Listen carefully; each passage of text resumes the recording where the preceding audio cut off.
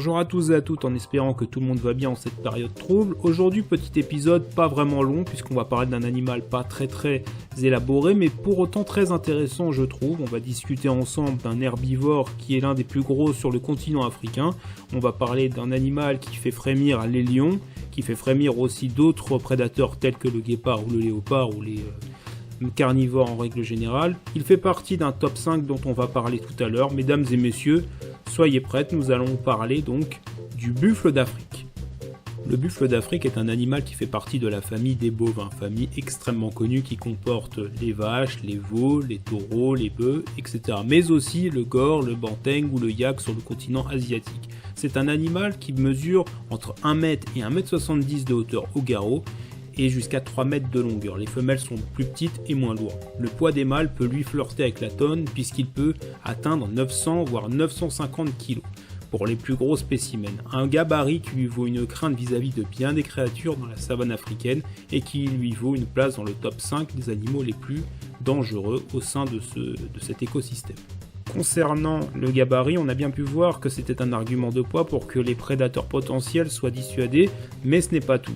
Le buffle d'Afrique possède une solide paire de cornes qui forment une sorte de bouclier offensif à l'avant du crâne, souvent utilisé donc pour intimider, mais pas que. Il les utilise aussi pour attaquer de lui-même des adversaires qui pourraient potentiellement porter préjudice à la grande troupe, au troupeau en fait de buffles. Elles mesurent en moyenne 1,50 m mais peuvent s'étaler jusqu'à 1,80 m d'envergure.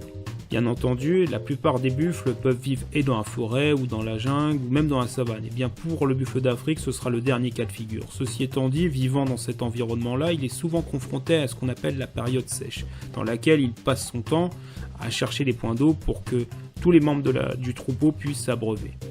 La saison des pluies, quant à elle, symbolise la période des amours, puisque ce solide colosse se reproduit à ce moment-là. Il se nourrit bien évidemment de graminées et d'herbes, puisque c'est un ruminant qui mange environ 8 heures par jour.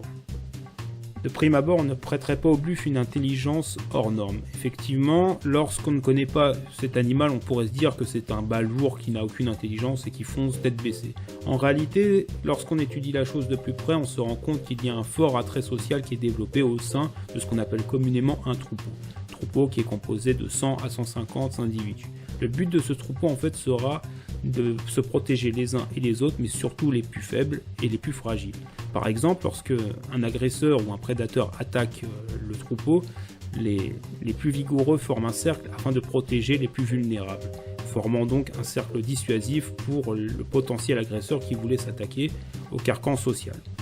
Défensifs, c'est certain que les buffles le sont, mais savez-vous qu'ils sont également offensifs, voire téméraires, et revanchards? En effet, il a été fréquent de constater que ces bovins venaient s'attaquer à une fierté pour chasser celle-ci d'un territoire qu'ils auraient eux-mêmes délimité et même tuer les plus faibles d'entre eux afin d'anticiper une quelconque attaque pouvant venir un jour ou l'autre. Et quand bien même les félins eurent la folie de se défendre dans cet affrontement et tuer par mégarde un des buffles, ceux-ci allaient se venger. Puissants, téméraires et agressifs, la mort noire frappe fort dans la savane. La mort noire est un petit surnom vraiment pas mal, mais je préfère son deuxième petit nom d'amour, si je puis dire, qui est le faiseur de veufs. Tout simplement car le buffle charge environ 200 personnes par an et en tue une bonne partie. C'est un animal qui fait donc partie du top 5 des animaux les plus dangereux de la savane, avec l'éléphant, le lion, le léopard, le rhinocéros.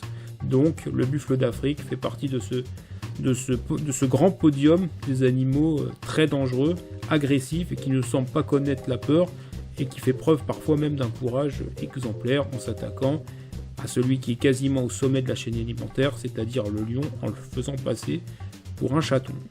Je terminerai cette vidéo en vous parlant de son cousin asiatique qui lui est beaucoup plus petit, il fait environ 1,30 m de hauteur, 2,60 m de long pour les plus grands et pèse au plus 500 kg contre 900 donc pour l'Africain. Le buffle d'eau, ou buffle d'Asie, c'est un animal qui est assez docile, qui est parvenu à être domestiqué par la population locale et qui maintenant sert dans l'agriculture, soit des Indiens, des Asiatiques d'ordre général. C'est un animal donc qui a été domestiqué et qui maintenant sert à l'homme et qui n'est pas aussi téméraire que son cousin d'Afrique. Voilà, cette vidéo est à présent terminée. J'espère que le buffle d'Afrique n'aura plus aucun secret pour vous. J'espère que cette vidéo aura été agréable à regarder. Surtout, je vous souhaite à toutes et à tous une très bonne journée. Je vous dis à la prochaine et puis portez-vous bien. À bientôt.